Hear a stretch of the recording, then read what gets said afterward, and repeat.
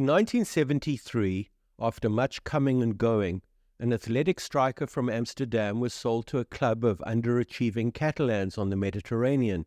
At the time, 50 years ago almost to the day, Amsterdam was a font of progressive ideas in culture and politics as well as football. By contrast, the Catalans were locked in a long argument with Madrid. It made them testy and backward-looking. They behaved like victims. The striker, who had won 3 consecutive European Cups, changed all that. He changed it as a player and, later, he changed it as a coach. It is fair and accurate to say that the football club to which he was sold for a then record fee would never be quite the same again. Welcome to the Luke Alfred Show. I have 30 years of experience on the front lines of sports journalism, covering some of the biggest games in cricket, rugby, the FIFA World Cup, and even the Olympic Games. Come and join me as we learn about some of the greatest sports stories you've never heard. I'm Luke Alfred, and welcome to the show. Doing football business in Europe in 1973 was challenging. Some countries were outward-looking, economically speaking, while others were economically introverted, possessing a siege mentality. Some countries were democracies, others dictatorships. Some were members of the European Economic Community, the forerunner of the European Union, while others were sniffy at the very notion of pan-European economic unity. They looked skeptically at the notion, smiled inwardly, and went back to dipping chunks of bread in their gazpacho. There was no unified European football calendar either, which meant that, say, the transfer window in a North European country closed in July, while it remained open for a month longer in, say, a Mediterranean country. This made doing transfer business tricky and made the process of registering a player trickier still. What also made doing business tricky was either an actual or a kind of implicit protectionism in European leagues. This impacted upon all but a few handful of European football superstars. Having the Belfast-born Northern Irishman George Best playing his football for Manchester United in England was one thing, but having an Italian playing in France or a German in Spain was quite another. Whether by legislation or more informal means, most European football leagues were a closed shop to outsiders. Barcelona's then coach, the Dutchman, Rinus Michels, was casting about for a striker in 1973 and, as it happens, he wanted a German. This was Bayern Munich's Gerd Müller, better known by his nickname, Der Bomber, for his predatory instincts in the small box. The problem was that others at Barcelona wanted a lithe, long-haired striker from Amsterdam, historically the most outward-facing of European cities. Here was the baseball-playing son of a single mother whose father had died when he was 12. He was gifted, as good with his not-so-good left foot as he was with his right, and had an opinion of himself that was never as low as the low country from which he came. Being Dutch, he also had definite ideas about how the game should be played. Such views deepened and, by the time the player became a coach, he had come to fetishize the pass, which, he said, should always be played a meter in front of a player. He was a forward-looking guy, you see, so forward-looking that his coaching philosophy and can-do mentality became part of the forward-looking approach to football of the club he was about to join.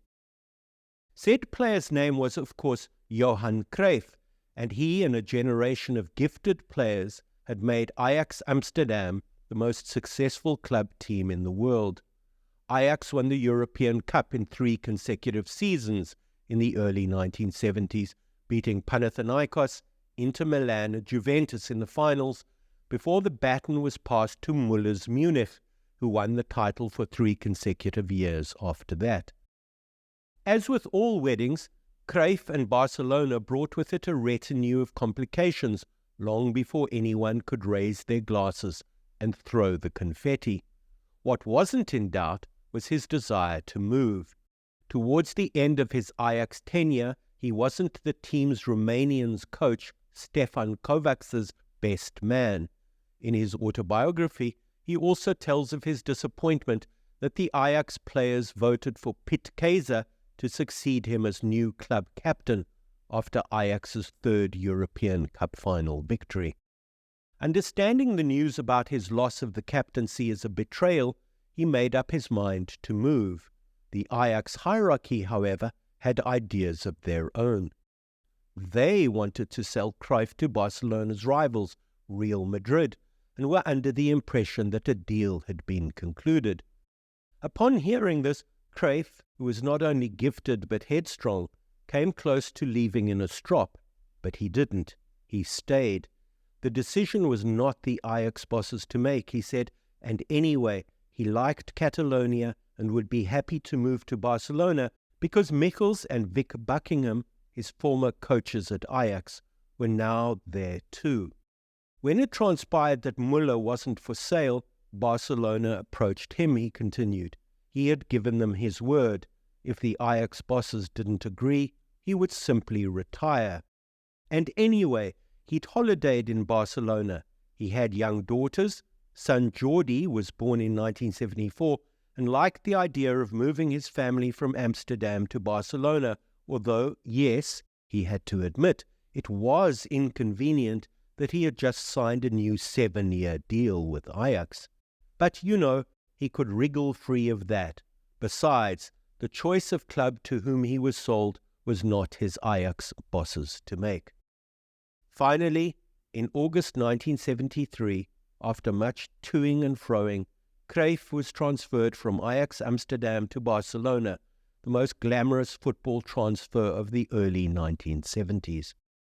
His move was a chapter in the growing, and by now extremely thick, book of Real Madrid versus Barcelona.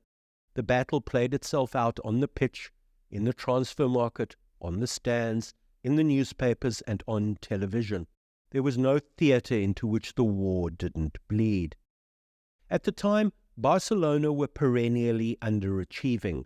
Both the city and the club lived under Madrid's long and rather deep shadow. Spain's fascist dictator, Francisco Franco, lived in Madrid and supported Real Madrid. During the Spanish Civil War, the headquarters of the Workers' Party of Marxist Unification, under the acronym of PUM, was at the Hotel Tivoli in Barcelona. Fighting against Franco's nationalists, not only in the city but up in the mountains, was often fierce. Often, however, the fighting wasn't fierce at all.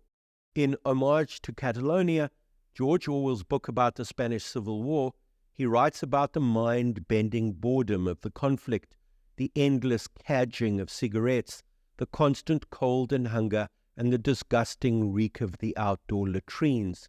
He's also mordantly funny. At one point, Franco's nationalists and the anti-Stalinist communist forces of PUM are facing each other across a deep valley. There is nothing to do but hurl insults at each other across the vast emptiness. It is too far to get off an accurate shot, and heavy artillery can't be dragged up the mountain. One of Orwell's colleagues has a megaphone, which he puts to good use. He knows that the nationalists, like PUM, are cold and hungry, so shouts into the loud hailer, quote, "And do you know what we are eating now? You'll never guess. We are tucking into slices of hot buttered toast." The Catalans of Barcelona were proud. They saw themselves as culturally and linguistically different.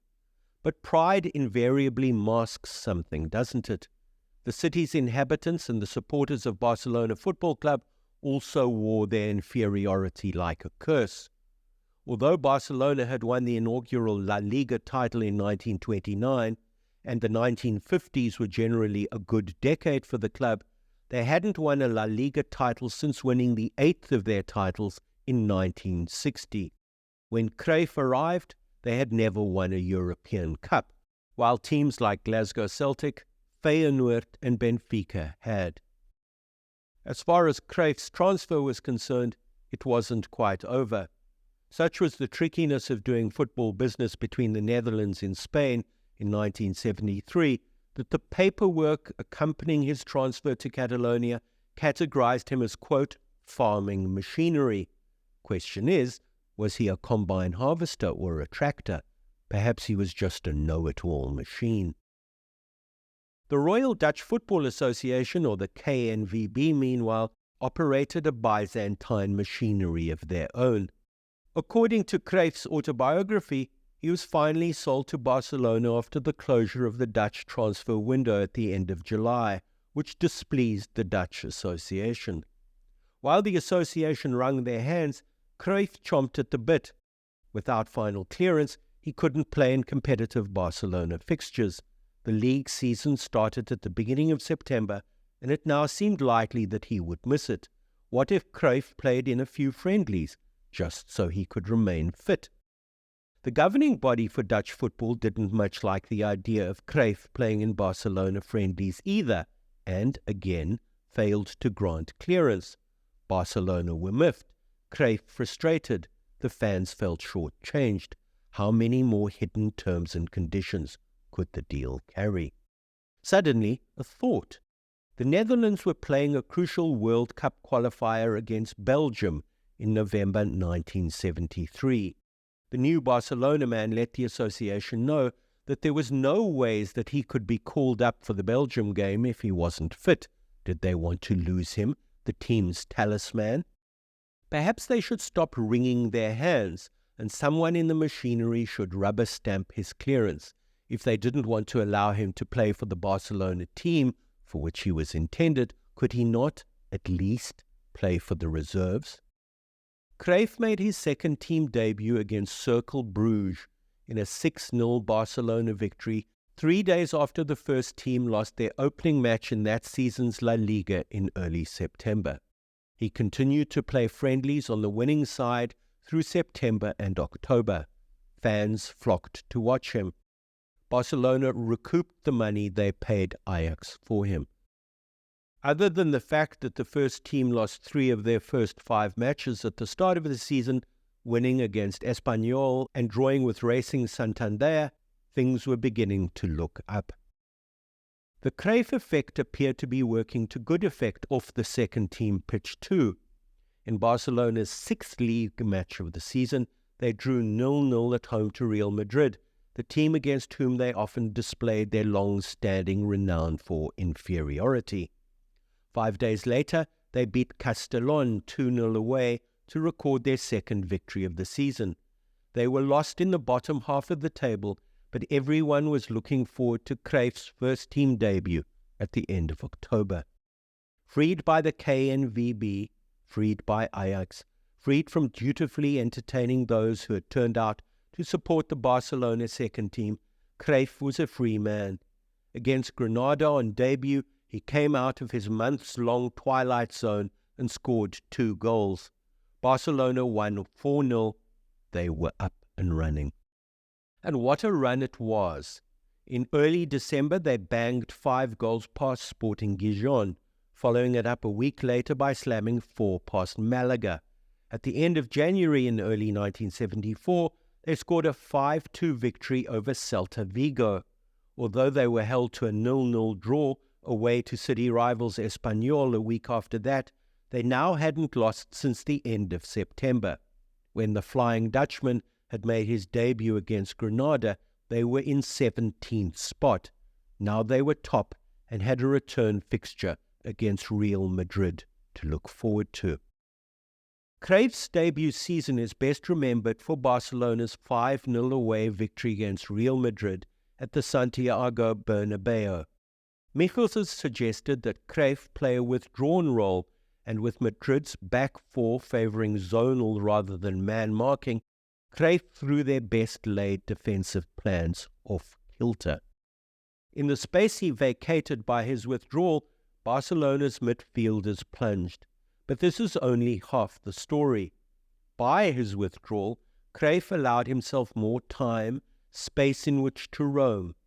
Barcelona's 4th goal, for example, showed him in his new incarnation as attacking midfielder, spraying a 40 metres pass upfield to one of Barcelona's forwards, a pass that ultimately led to a goal. The victory over Real Madrid has a charming coda. Cruyff and his wife, Danny's son, was born in the same month as the 5-0 victory. Soon Johan was off to have the child registered with the name of Jordi, Catalan for George, Saint George being the patron saint of Catalonia. Cruyff was promptly told that no, this would not be possible. Jordi was a Catalan name, and under edict from Franco's Madrid, the name was outlawed as an expression of Catalan national identity. Cruyff was fleet-footed at the best of times, but now he drew a line in the sand, a line behind which, no surprises here, he dug in his heels. He told the bureaucrat that no, the suggested alternative wasn't acceptable. He didn't want to call his son Jorge. The two looked at each other for a long moment, each standing either side of the halfway line. Eventually, Cruyff put forward a proposition. It didn't matter what was decided in far-off Madrid. Jordi's birth certificate, stamped in Amsterdam, trumped everything. Jordi was the boy's name. Were the bureaucrats going to argue with a birth certificate? And so Jordi Cruyff became the first Jordi to be registered in Barcelona for 2 generations. Cruyff has said subsequently that despite the first stellar season at Barcelona, there was often something slightly wrong with his later time there as a player. It was as if he were playing with a perpetual niggle, and he didn't always trust the higher-ups.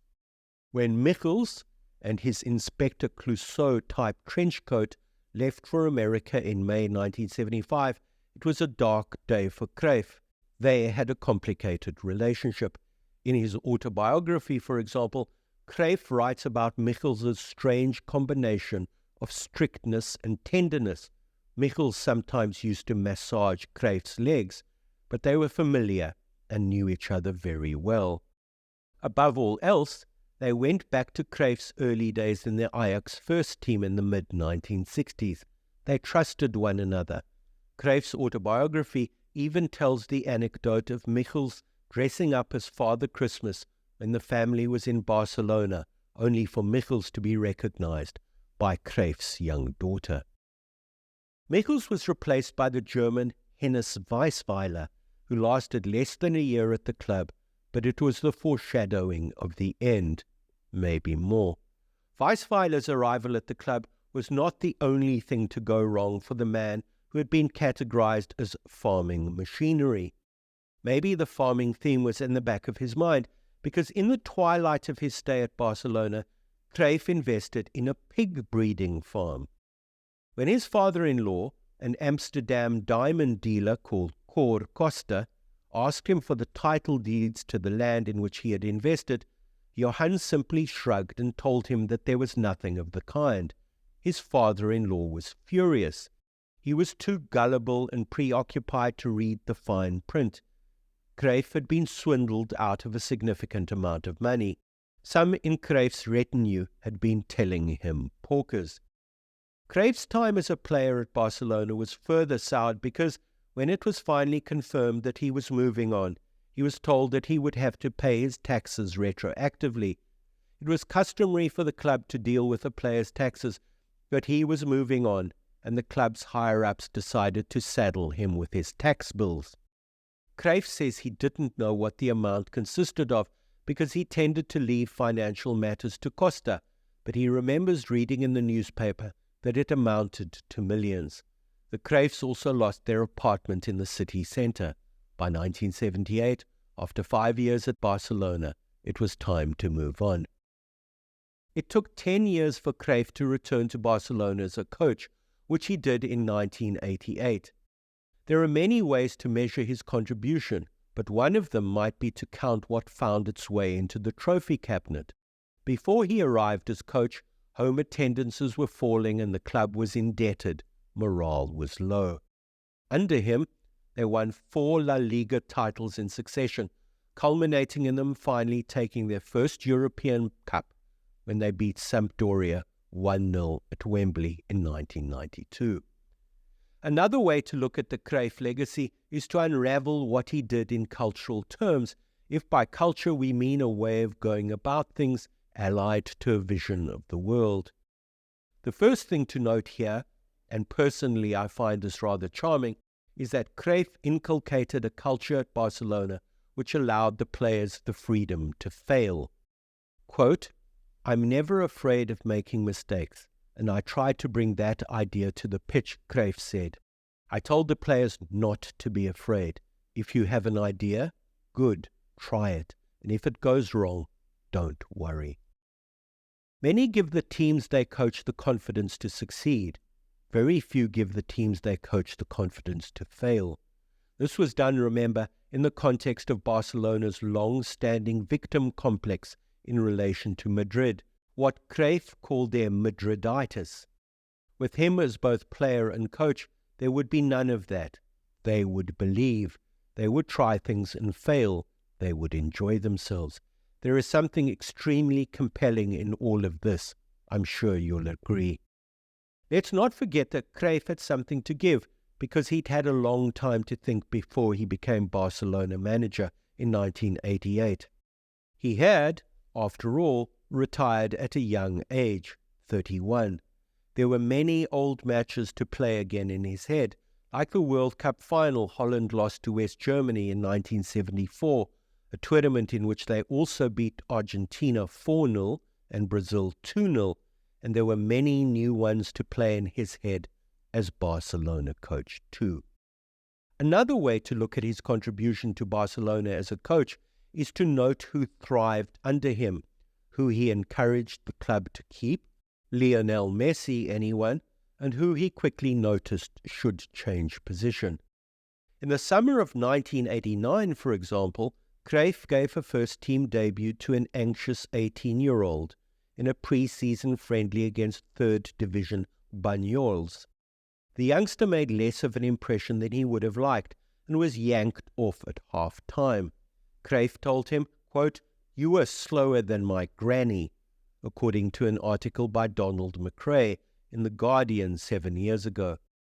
It took the youngster another 19 months to make his first-team debut, but before long he had become a regular. As a youngster, he had been moved inside from his position wide on the right-hand side of midfield, and he went on to become a crucial cog in the first of Barcelona's 4 consecutive La Liga titles in the period. His name, you were asking. Haven't you already guessed? Pep Guardiola. Guardiola has never been shy of publicizing his indebtedness to Cruyff, the player who refused to go to Real Madrid because nobody at Ajax had bothered to ask him if he wanted to be sold to them. Others have done so too, and many, whether their names are Frank Rijkaard or Luis Enrique, have come under the Cruyff spell. Less well known, perhaps, is the influence Cruyff would have had on the Barcelona women's team, many of whom were in the Spain squad that beat England in the Women's World Cup final in Australasia a week ago. Cruyff's influence is deep and wide, all the more so because, while he was serious about football, he never forgot that crucial ingredient, romance. And the world loves him for it. If you enjoyed this episode of The Luke Alfred Show, please like, share, follow, and subscribe. I write full scripts for the show in the form of long-form essays, and these are all available on my Substack. To get written episodes of The Luke Alfred Show a day early on Fridays, please check out the Luke Alfred Substack. You can hear The Luke Alfred Show on YouTube, Spotify, Apple and Google Podcasts, or wherever you get your podcasts. I release a new episode every Saturday at 10:30 a.m.